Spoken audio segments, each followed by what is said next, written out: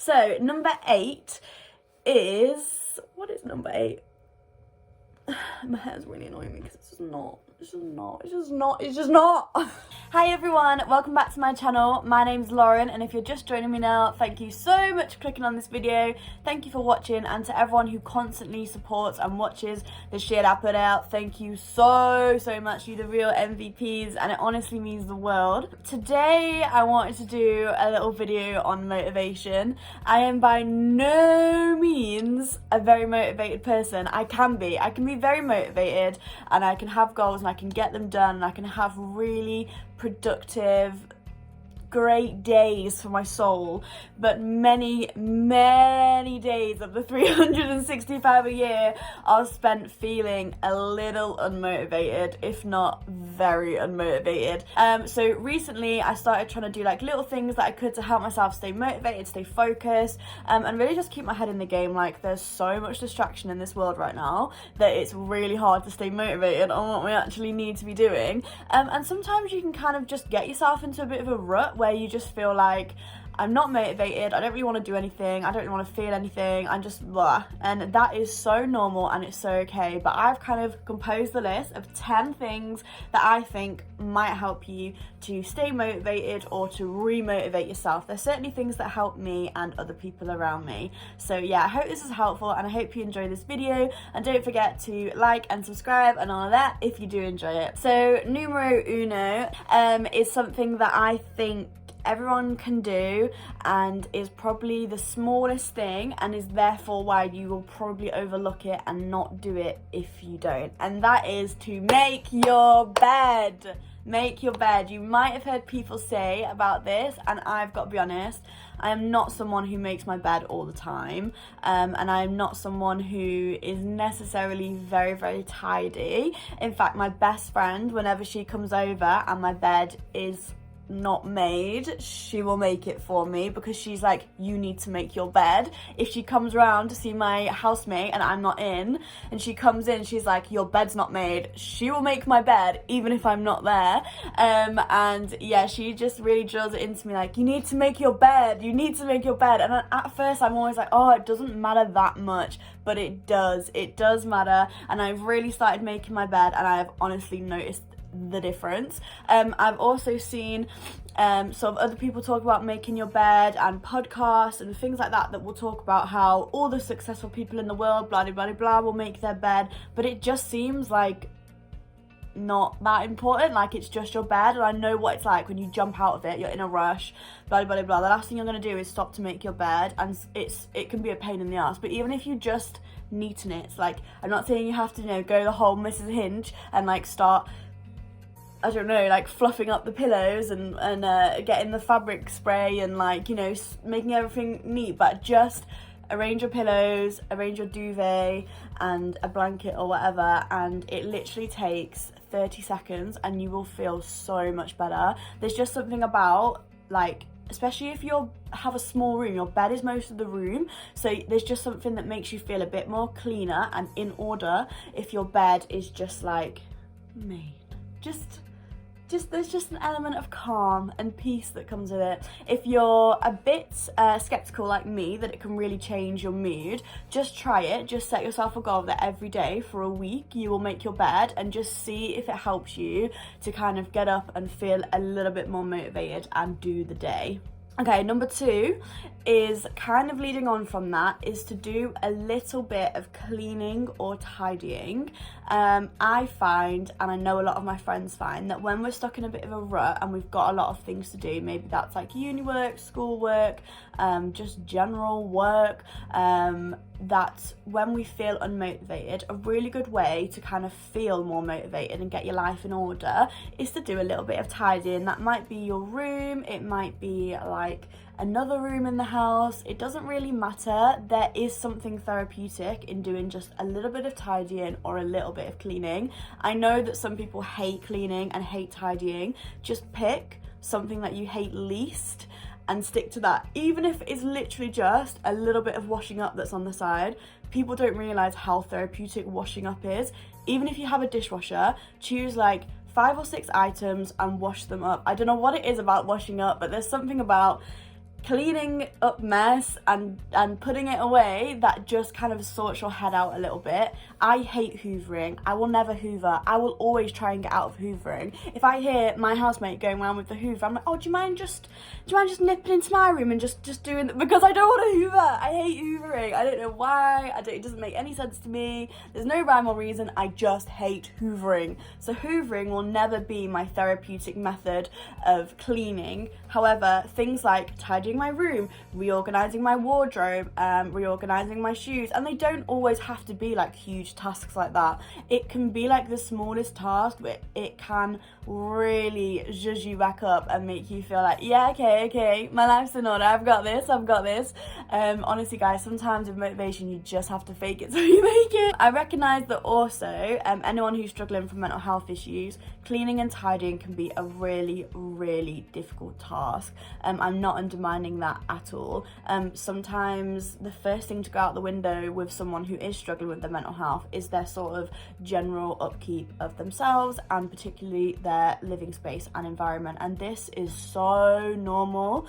So again, I would encourage you, if you are struggling, just set yourself a little task. Even if you've got a pile of clothes that needs putting away and it's a huge pile, just say to yourself, I'm gonna hang 5 things up. I'm just going to hang 5 things up, or I'm going to sort it and I'm going to put all my underwear in my underwear drawers, or I'm going to take, the washing up that's left in my room, I'm just going to take that and I'm just going to put it in the kitchen. It doesn't have to be any more than that. Please don't push yourself. Don't think that you've got to do a whole house spring clean. Don't feel like that overwhelming weight of the mess. Because it's A, probably not that bad, and B, it's not worth stressing yourself over.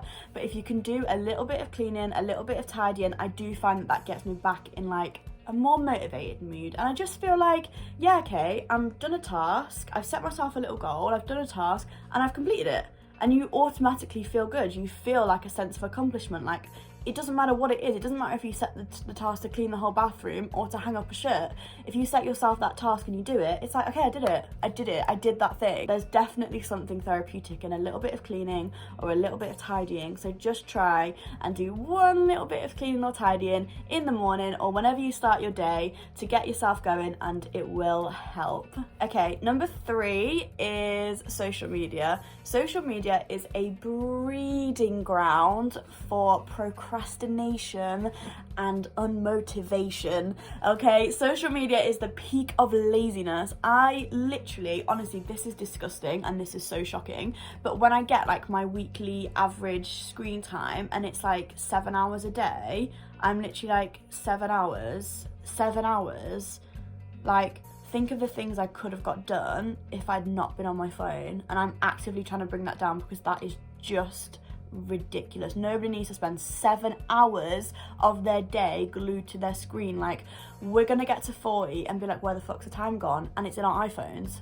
Like, what? Social media, however, is something that is a huge part of our lives, and when we're on it, especially when we're on it so much, it is important to follow accounts and to see content that is good for your soul. I cannot stress this enough. So many of us are obsessed with like beauty industry, beauty standards, influencers, models, celebrities, and whilst that's fine and there's nothing particularly unhealthy about that, it can become unhealthy if that's like what you're seeing constantly. You have to remember, like, if you're on social media a lot, be it like Instagram, Twitter, whatever it is, and 90% of the content you're seeing is like celebrities or influencers living this like bougie lifestyle, you're obviously going to feel unmotivated and a bit shit about your own life. For the most of us, we're not going to be celebrities on, hundreds of thousands of pounds, able to just jet away to Bora Bora and the Maldives whenever we want. So we need to be like looking at stuff that feeds into our soul and that is relatable. I was going down through my Instagram followers and I realized how many people I follow of like that lifestyle that I'm actually not really interested in their content. Like, they don't do anything for me apart from me just looking at their pictures and being like, oh, I wish that was me. Like, how is that good for your soul? So I started following stuff that was important to me. I started following loads of mental health accounts. I started following fitness accounts. I started following food bloggers, travelers, and it has changed my feed. Honestly, I go on Instagram and I just see like this and that, and I'm like so inspired, and it's like actually relatable. Like when I see people and they're like doing really well for their mental health and stuff, and I'm like, yeah, that's like an attainable goal of mine. Like I want my mental health to be better. I always want to be improving, and it's like nice, it's to constantly get that encouragement. It's fine to be obsessed with makeup, it's fine to be obsessed with celebrities and influencers and whatever, but just make sure that you've got enough of the content that really feeds your soul as well. Like make sure you've got enough of the good stuff, whatever it is that's like your passion, music, film, TV, blah blah blah blah. Just make sure that you're following stuff that like inspires you and keeps you driven and is towards your goals in life and mirrors what you want to do in life. You'll find yourself comparing yourself and your life less to people, and just generally like happier with what you see, and not kind of coming off social media feeling like fat and disgusting basically and hating yourself. So have a following spree and have an unfollowing spree as well. Just because everyone follows this person or that person, or they're really big at the moment, or they're in all the papers, doesn't mean you have to. If their content isn't driving you, and if their content isn't making you happy or adding to your life or is beneficial to you, unfollow. You don't have to see it. Life is far too short. And that goes for your friends as well. Like honestly, people you know, maybe not friends, but people you know, you don't need to follow them just because you know them or because they follow you. If their content isn't what you want to see, if their content is triggering, or if their content is just like generally kind of, you notice that you always feel a bit like after you see stuff, you don't need to follow them. Like you don't need to do that, it's okay. Okay, so number 4 is reading. I am a huge reader. I've always been a big reader. I've always loved reading. I'm a huge bookworm. I feel like it just allows me to escape to somewhere where I can use my imagination. But I know that reading isn't always for everyone. But just remember that reading doesn't always mean that you have to go to a bookshop, pick up a book and sit down and force yourself to read it. You can read stuff like magazines, newspapers, news articles, blog posts, guides, like whatever it is that suits you, you can read. It might be fact, it might be fiction, it might be stories, it might be books on how to do something, how to become something, how to achieve things. There's so many books out there on like inner peace and how to live like a happy life. And do you know what, like reading, it keeps my brain so active. Like I learn so many new words, I always extend my vocabulary. It means that I'm like off my phone and off like just disconnect from the real world. The great thing about reading and books, yeah, is that whatever you have got a passion for, whatever you're interested in, there are hundreds of thousands of books on it. Hundreds of thousands of books on it. I've got some books here that I love that are non-fiction. So I said I love reading stories, but I also love having some books on like especially things to do with psychology and just like inner peace and all of that bollocks. This is called The Happiness Trap. It says this book could save you years of psychological struggle, yank you out of negative emotional patterns and help propel you to live a much more happy and productive life. I don't know, I just like discovering myself. I like being aware of who I am and I like learning about myself, and books like this really help, and they really help me to stay motivated. One of my favourite chapters is chapter 23, which is called You're Not Who You Think You Are. And this always blows my mind because it's true. You think you know yourself, you think you're aware, and then you go to therapy or you read more psychology or you understand things and you're like, I did not know that about me, and it smacks you around the face, and it is the best feeling ever afterwards. And then this is another one called The Brain, The Story of You. So this is one I haven't read through yet, but I have dipped into, and this was borrowed to me by a friend, and it's all about kind of like how life shapes your brain, which again is another mind-blowing thing, because it's like you think you're you and that you go through life, but really life goes through you. Yeah, deep. Like life shapes you. Like you think you go through life making your own decisions, but the world is actually making them for you, and the world shapes you, and you're just like molded, and it's The other one I've got, which I love, is called The Life-Changing Magic of Not Giving a Fudge. So this is about how to stop spending time you don't have doing things you don't want to do with people you don't like. That is very important, and this was great. It says the surprising art of caring less and getting more. An interesting an interesting and controversial read. So those are some of the books and examples of stuff that I like to keep that I can just flick into. You can look at different headings, like look, this is one that's just like friends, acquaintances and strangers, and on the other side it's setting boundaries. So you can kind of flick through and you can just read different opinions, and it doesn't mean you have to follow them. It's just good to get like a bit of I've just skipped to one that says in-laws. We're all gonna need that one at some point, even if you don't never get married. If you have a partner and you have to deal with their family, not everyone is brilliant. So yeah. Leading on from number 4 is number 5, and that is to watch videos. So like I said, reading is not everyone's cup of tea. That's fine, but it's really important to surround yourself with some sort of media and outlet that is motivating. And another one that could be is videos or podcasts. Again, we can get so swept into just like watching Netflix, watching, you know, just like trash TV, which is so needed. Like we all need times like that, but it's also important to fuel our brain with videos that are good for our soul. Again, that might be psychological, it might be just stuff around your passion, it might be like vlogs on things that you want to do, whether that's sport or travel, but just go and find some things that's like food for your soul, whether that's cooking, fitness, whatever, or podcasts, and just look for like different genres of things that you enjoy. You can get podcasts on Spotify and you can just sort of search like even a phrase or a genre or a hobby, and there will be so many podcasts on that topic.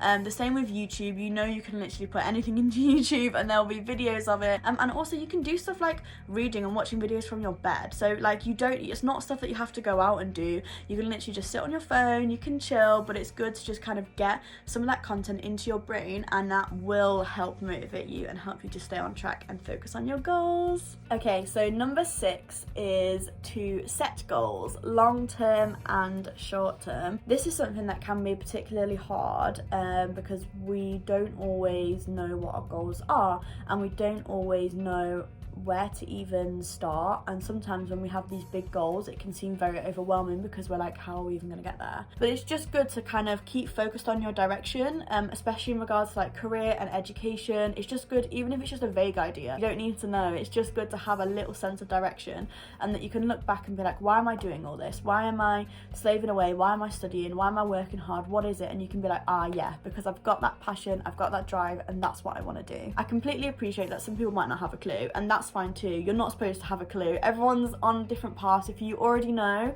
at your age what you want to do, amazing. If you don't, it's okay, it's fine. There's so much time in life, I promise you. Everyone is different. We are all individual. We all have different strengths and weaknesses, and we all have like different lives and different issues. So what might seem like a small task to you might take someone every ounce of energy that they've got, and that is okay. And what might seem like a big deal for you won't be for somebody else, and that's why it's important to be really individual and to set yourself little achievable goals. Please set yourself little goals you can do. Sometimes, some days it's hard to get out of bed, and for some people those periods are for a long time. Like you'll go through periods of really struggling to just get out of bed, so that's okay. Set yourself a goal. I'm gonna get out of bed and I'm gonna make my bed, and then you can be like, I did that today. At the end of the day you can be like, today I got out of bed, I achieved my little goal, and that was really good. And other days you might feel more able, and it'll be like, today I'm gonna get out of bed and I'm gonna get showered, I'm gonna get dressed, and I'm gonna go for a walk, or I'm gonna go and do something that's good for my soul. Or there might be a small task that you need to do, such as some household cleaning, or just going to work, and you're like, today I'm gonna go to work and then I'm gonna come home and I'm gonna chill. And you can just be like, I did it, I got through the day, I got through my shift, I got through getting home and getting to and from work, which can be so stressful, and I did it.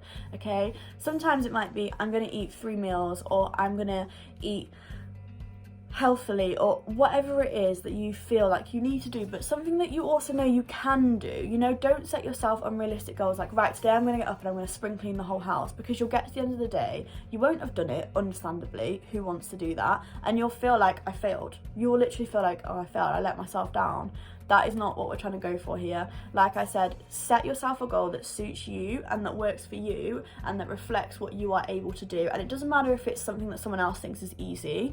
It doesn't matter if someone thinks, what, just getting up and getting out of bed? Like, people don't understand how hard that can be sometimes. So set yourself little goals, but also when you feel ready and when you can, set yourself long-term goals to keep you focused and to remind you of why we're here, why whatever it is you want to achieve and what the end goal is, and that will keep you focused. And then you can look at those. If you write them down, if you put them in your notes, you can look at them whenever you're feeling a bit unmotivated, whenever you're feeling a bit down and you're like, why am I doing this, blah blah blah blah. If you're saving for something long term and you're like skint and you're like, oh, I feel miserable, I don't have any money, you can look back at those goals and be like, no, okay, that's why I want to go to Bora Bora.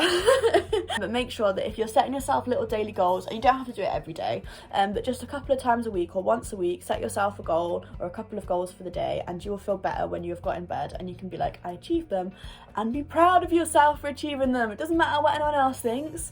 You've set yourself a goal and you've achieved it, and that is amazing. And you know what? Sometimes you won't, and that's okay too. Sometimes you'll set yourself a goal and you'll be like, no, today I feel like I can clean the bathroom, and I can go out and I can run these errands, and I can go to that appointment, and those are the things that I've got to do today. And you'll do 2 out of 3, or you won't be able to do any, or something will happen out of your control and you haven't managed to do it. It's okay. Don't beat yourself up. You're not a failure. You're not a failure, and you can do it, and there's always more time, yeah? So be kind and be gentle with yourself, and that's why I can't tell you, like, set yourself a goal to do this or this, because everyone will have different levels of what is manageable in their individual days. So just be present with yourself, think about that, and set yourself some goals. Leading on from that is number 7. Number 7 is about eating, sleeping, and just kind of general lifestyle, really. Staying motivated is really difficult, and I go through periods of being really unmotivated, but I also go through periods of being really motivated. And what I find is that when I'm most motivated is when, I can't believe I'm about to talk about sleep and I just yawned. When I'm most motivated, it is when all of the elements are coming together and giving me like some next level power boost. And this isn't always manageable, and sometimes it's out of our control. But what really helps you to stay motivated is to change your lifestyle a little bit, to make sure that you're eating properly, eating healthily, and eating like 3 meals a day and looking after yourself, and sleeping. If you have bad sleeping patterns, if you have bad eating patterns, if you're not very healthy and you want to be healthier, if you don't do a lot of exercise, just think about starting to incorporate these things back into your life. I know that it's not always that easy, and if you are having trouble with food, with sleeping, and with exercise, please speak to people, please speak to your family and friends, but also please take yourself to the GP if you can and talk to them about it, yeah, because you don't have to battle with insomnia, you don't have to battle with food issues. There are people here that can help you and help you to obtain that sort of like, just in general, healthier lifestyle, and that will help you to stay motivated, because we all know when we eat crap and we sleep like crap, we feel like crap and we don't want to do crap. So it's really important that you give yourself the best chance at having long-term motivation, and I honestly think that changing up your lifestyle little and often is something that you could do, even if that's just introducing like a little walk every now and again, or just eating one healthier meal or one less takeaway, or whatever it is that you feel like you need to do, going to the gym more if that's something that you want to do, going on a walk, going on a jog, whatever it is. There's little, you know, everyone's at their own different stages, so don't try and overcompensate and be like, right, okay, that's it, I'm throwing out all junk food and I'm going to the gym 5 times a week, because that is not going to work. You're going to be miserable, it's not sustainable, and it's not healthy. Everything in moderation, everything in moderation. So number 8 is being present with yourself and those around you. This is something I've kind of touched on before, but what I mean by being present is just know who you are and what you're capable and what is manageable for you. Yeah, so don't be setting yourself goals, don't be doing too much that you can't do, don't be comparing yourself to other people. Like, we all have strengths and weaknesses, we're all on our own journey, we're all at different stages, and we're all on our own paths, yeah? So be present with who you are and what you need from life and those who are around you. If you feel like you're surrounding yourself with people who are lazy and unmotivated and don't really care, take time to be present and see how that makes you feel. I'm very lucky to have the best friends who are so motivated, and my best friend in particular is crazy motivated and is one of those people who always seems to have her shit together, and it's amazing. It rubs off on you. It's a nice energy to be around, you know, like they live their life healthy, their mind, body and soul in a healthy way, and it rubs off on you, and like that's really, really, really nice. So try and surround yourself by people who keep you inspired and keep you motivated motivated, because it will change your life. It changed mine. But also be present with who you are and what you need and what you can achieve in life, because there's no point trying to say, oh well, I'm gonna say that I can set out and do this if you can't. I know we've kind of touched on that, but yeah, just be present with who you are, write it down, know yourself, know your limits, know your boundaries, and that will help you to set goals and to keep motivated. Okay, and number 9 is writing and journaling. I love to write stuff down. I love to have like hard copy evidence of stuff. I love to write sort of notes to myself. That can seem like a bit cringe, but once you've done it a few times, you won't find it cringy, and no one's ever going to see and no one's ever going to know, so it's fine. But I like to write notes to myself when I'm having a particularly good day. I like to write notes to myself and be like, you've got this, you can do this. When I was going through a bad time recently, I wrote notes. I wrote like things that I wanted to remind myself on the notes in my phone, and every time I would struggle or I would feel down, I would go to my notes section of my phone and I would just read through them, and it was just stuff like, you'll be okay, you've got this, you can do this, it's all gonna be fine. And it's just things that you want to remind yourself of, so when you're having those bad days and you're having those unmotivated days and you're feeling rubbish, you can look back and you can be like, you're talking to yourself, you're self-soothing. I can't tell you how important it is to self-soothe. Like, you are in your head talking to yourself all the time, so make sure the things that you're saying are kind and are gentle and loving. Yeah, write notes to yourself when you're having bad days too, and be like, I'm having a bad day, it's okay, I'm not motivated today, I feel lazy, I don't want to leave bed. That's okay too, that is okay too. But if you write stuff down, you can look back on it, you can really be present and identify how you were feeling at different times, and honestly it will do more help than you think. Again, just try it once or twice, and if it really doesn't make a change, then you don't have to do it. But this is the Lauren Kerno guarantee that if you jot stuff down like that, it will help you to stay motivated, and it will be good to look back on. And it's a period of growth and process, yeah? And it's about being self-aware, so try it, just try it. And that brings me on to point number 10, final point. Well done if you stuck through it this whole way. I hope you found some of it helpful. But point number 10 is to accept the procrastination and to accept the bad days. Please don't think that this video means that you've got to like jump out of bed every morning and like sing to the birds and whatever. You're gonna have rubbish days. You're gonna have days where you don't do anything. You're gonna have days where you sit in bed all day and then you order a takeaway at the end of the day and you binge Netflix. That is okay. You're gonna have days where you feel low and depressed and all these sorts of things, and that's fine. You're gonna go through months where you feel unmotivated. There's so much pressure put on us as a generation to do so much, like, and to have it all together, it's impossible. So please don't feel like this is me saying that you have to be really motivated to achieve things in life. Please, a big part of staying motivated is accepting the days when you're not, and not beating yourself up about it. Don't beat yourself up about the fact that you're not having a great day, or you've not done the things that you needed to do today, or you've had to skip that appointment, or you've had to cancel on that friend, or you've had to, move that plan or whatever. You have to do what is good for you. Yes, you do have to push yourself out of the comfort zone. Yes, you do have to know what is good and healthy for you. And yes, it is important to put yourself out there sometimes, but it's also important to accept the days where you procrastinate, and that's normal. It's human. Whatever you're feeling is normal and valid and is important. So don't ever discard anything like that, okay? So those are my kind of 10 sort of tips that I like to remind myself, and I have them written down on my phone even before this video. And those are the things that I like to remind myself of when I'm feeling unmotivated and I'm feeling like I can't do it, or I'm just having a bit of a down day, or I'm putting pressure on myself, because often we are our own worst critics, or I'm being harsh to myself, and it's just nice to like remind myself, like, no, it's okay, I've got this, and it's all gonna be fine, it's all gonna be fine. So yes, I hope that that's been helpful, and I hope it hasn't been too long-winded, and thank you so much for watching and sticking to this and staying tuned, and I will see you all next time. But yeah, make sure you like and subscribe and take care of yourselves, okay? Be kind to yourselves. Bye.